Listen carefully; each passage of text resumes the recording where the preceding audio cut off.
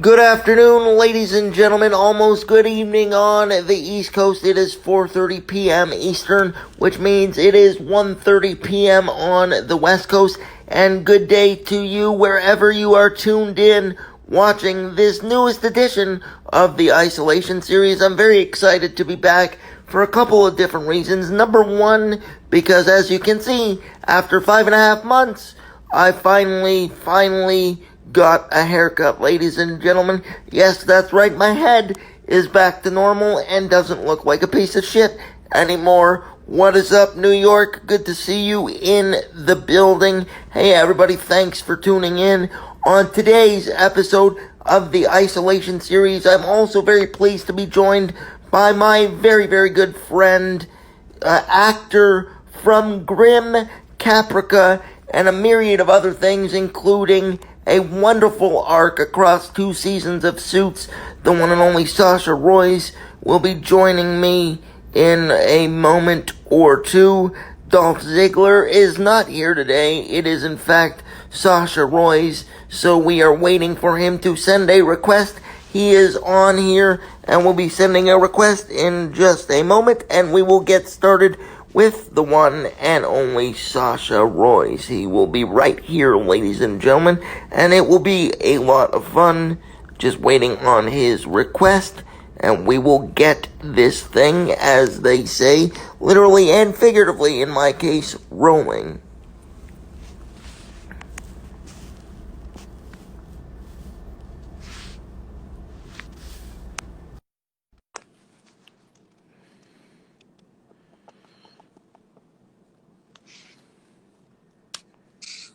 There he is. Hey, buddy. There he is. How are you, buddy? I'm good. This is my first IG Live, I think. I don't think I've done, I may have done one years ago. I don't recall, but so this is new territory. Well, I'm glad I could help with that. You always do. Yes. First and foremost, thank you so much also for taking the time to join the Isolation series. As you know, I've done a lot of these since the pandemic itself started with a myriad of different people, and I needed to bring it down a couple pegs. So, of course, I invited you on today. Good. Set that bar low, man. Set that bar low. Correct. First and foremost, before we dive into the meat of the conversation, as it were, how is the vibe specifically in your neighborhood and where you are immediately? Because obviously in the United States, it's really interesting right now with the spikes and everything else. Yeah, interesting is a good word for it. We're kind of moving backwards, so it's a little depressing. Things are closing down. I think there's just a mandate now in West Hollywood to enforce under penalty of a fine, wearing masks. So it's sad that we've come to this state that we weren't able to collectively come together and just kind of nip this in the bud a little bit, but we'll get through it eventually. It's sadly a little bit more difficult than we anticipated, but we'll get through it. Yes. Now, I want to jump into something that you and I are both very familiar with, and that is the entertainment business. You and I have been very fortunate enough to make a living and be part of the entertainment business for a long time. My question to you is, how do you think this whole situation has sort of changed the landscape of our business as we know it? Because you and I had this conversation the other day, and I think that it's going to be a long while still until we are able to get back on set with the crew and the fellow castmates the way that we knew it for so many years. So what do you think our business is going to look like moving forward? It's honestly, it's just speculation at this point. I think everybody's hoping for the best, but I think we're all very apprehensive. I've spoken to different people at all levels of the industry, from executives to directors, producers, actors, and certainly my team, and everyone has very different opinions of it. Everyone is moving ahead and trying to remain positive.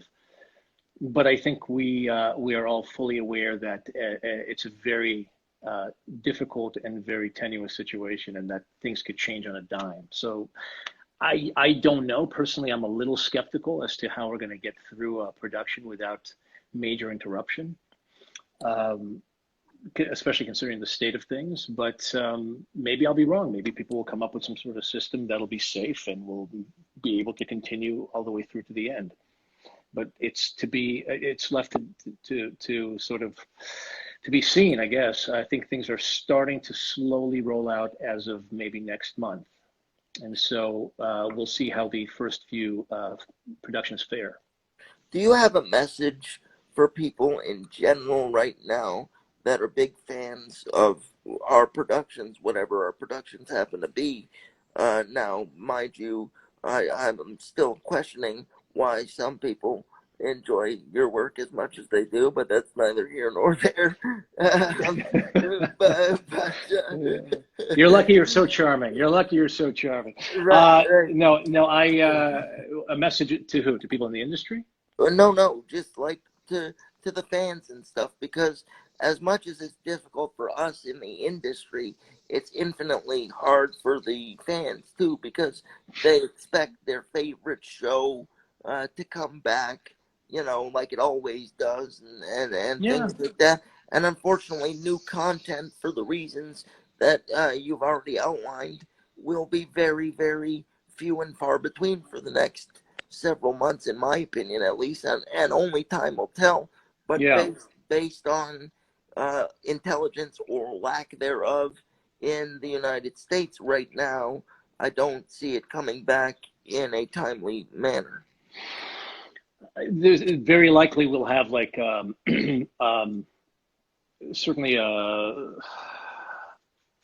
there'll be a lack of new production, obviously. I mean, that's unavoidable.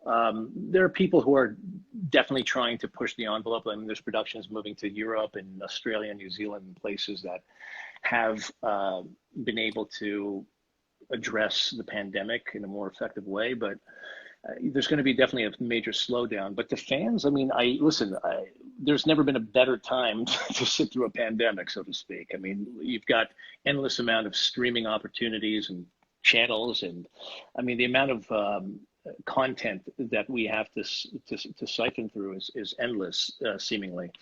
It will come to an end at some point, but I think we have enough to keep ourselves entertained for the time being. So I think this is, certainly not the time of having to go out to Blockbuster and find a video to keep yourself occupied for 2 hours. We're very fortunate right now. Was that a Blockbuster video reference? Yes, it was. What is this? 1990? I think there's still one. I think there's still one Blockbuster in the world, and it's in Oregon, in Bend, Oregon, of all places, a place I love, by the way. Right. Yeah. Right. Now, I would be remiss if I also did not ask you, throughout your career and everything like that, what would you say, as seen by Sasha Roiz' perspective, are your top 3 acting moments throughout your career as of right now? Well, I mean, Grimm, obviously, because it was just such a wonderful, surprising success, and was so long-standing that I got an opportunity to experience what it's like to work over the course of countless episodes and develop a character. And that was a real gift and a wonderful opportunity and a great experience. Suits was a fun one. That was a really fun for me because I tend to play so many murderous villains, and so to actually play just like a heartbroken, lovesick kind of guy who's just just nice was a wonderful change of pace. Caprica was a show I really enjoyed as well. I think it was a cutting edge character, and I think it was a very intelligent show with an incredible pedigree of a cast, and I was very proud of the work I did in that, and I thought that was an important character at an important time. So those are a few of them. I will say that one of my favorites, without getting into the specifics of it, was the one comment that your mom made to you that I will never ever forget. Yeah.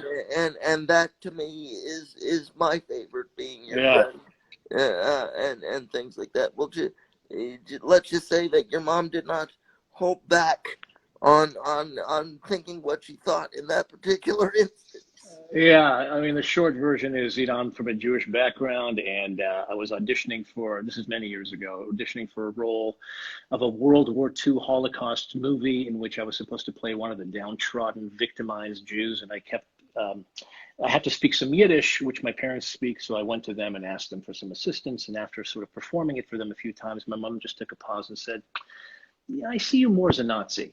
And so, which is, my mom is a very honest person.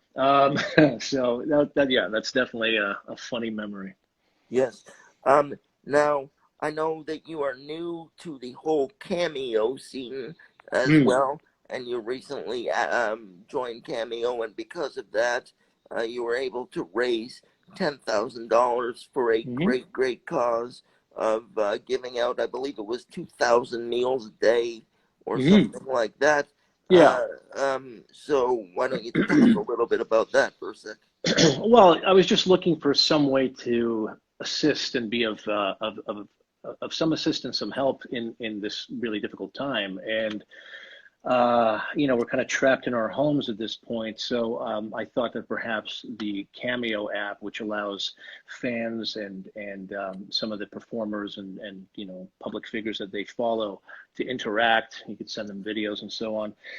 That'd be a nice platform to raise some money for a charity that I feel very strongly about here in Los Angeles, which is called Project Angel Food, and they deliver meals to individuals in high risk. So people who are very reliant on these meals that are specially catered to all of them. And in a time like this, I mean, these individuals went from high risk to extreme risk and needed all the help they can get. And the charity, unfortunately, was not able to do their yearly fundraisers. So they were kind of caught off guard, as many charities were. So it was a chance to kind of give back to the community and also engage fans who I'm sure are equally bored and frustrated sitting at home. So I think it kind of worked out for everybody. Okay. Now I get everybody out of here with the same question that I'm about to pose to you because you're no different than everybody else that I've had on here, and that is, do you have a spent moment or a spent memory that sticks out to you that you would like to share with the people? Because it's one thing for me to talk about our friendship, it's a whole other thing to get the other side's perspective when they come on here and things like that. So do you have a story that sticks out? I know most of them we can't really talk about, but You mean you and I? yes. Oh, well, I recall when I was up, I was still filming Suits, I think, at the time, wasn't I? Uh, When the NBA playoffs were taking place, where there was the Raptors were in the finals and Toronto Raptors were in the finals, and we were desperately trying to find a place to watch the game. And you would think it would be no problem considering, Toronto is in the finals for the first time. And yet we found like obstacle after obstacle at every place we went to, primarily not being able to get in because didn't have reservations or, no, no, you no. know, The biggest issue was my wheelchair. your You, wheelchair was an issue in one place, or maybe a couple places. You're right. Yeah. yes, yeah. Yeah. But we ended up sitting at a couple of different places, neither of which was really spectacular, I think, or really designed for viewing. Ladies And we, and gentlemen, ladies and gentlemen, to put it in perspective for you, Sasha and I posted up at a bar, literally a bar here in Toronto after looking for 3 or 4 different places. We ended up sitting at the end of a bar in a local hotel here in Toronto, and they had one TV in the entire bar. with no And sound, I think, right? no, Was there well, even, no, there was sound, was but there? why don't you describe to the people the horrible tone and color of the TV that we had to deal with at that time? I'm trying to think which hotel because we ended up at two different hotels at one point. I think it was just such a clusterfuck. I mean, it was just, pardon my language, but it was. But we got through it. But for some reason, my hotel room wouldn't even have the game, so we were just, I don't know, we were just running ragged all over town. Yeah, and But we after got, but Raptors won, which was yes, great. and after the Raptors game, we went back to your hotel, and there's a bar right at the bottom of your hotel that was there, and it was just us and the staff, and we were watching the Trailblazers Yeah, playoff game in the that is West. That was my other team. Yeah. Yes, yes, I know they were cleaning the bar as you and I were sitting there. The yes. saddest two people in Toronto that night. The saddest two men in all of Toronto. Correct. But I will say, you know, you never once have made my wheelchair a thing. From day one, we have clicked. I don't know why, because I'm way more attractive and Well, charismatic that's than why you. I'm riding your coattails. Yeah, quite literally, because I can't Hmm. walk. Yeah. But I really do appreciate you coming on, and more importantly, I appreciate your friendship. I mainly do it because of Bernie. Let's be honest, because Bernie is the He, man. he sends his regards from the corner of the house over there. He's Yes, fast asleep. He's got you no time for this. wonderful. And for those of you who are watching this and are on Sasha's feed, feel free to click on my name up in the corner and follow, because I have different people like Sasha come on, like I said. And it's a fun thing, because we all have to keep ourselves entertained as possible, and try and make a difference as much as we can. And you, despite my best efforts, are still one of my good friends, and I love you, buddy. Love you too, pal. And thank you so much for coming on. My pleasure, pal. Take care. I'll talk to you soon. Absolutely. That is the one and only Sasha Roiz, and this has been another edition of the Isolation Series. Stay tuned tomorrow for another fantastic guest. Until then, thank you so much for joining us, and we will talk to you tomorrow.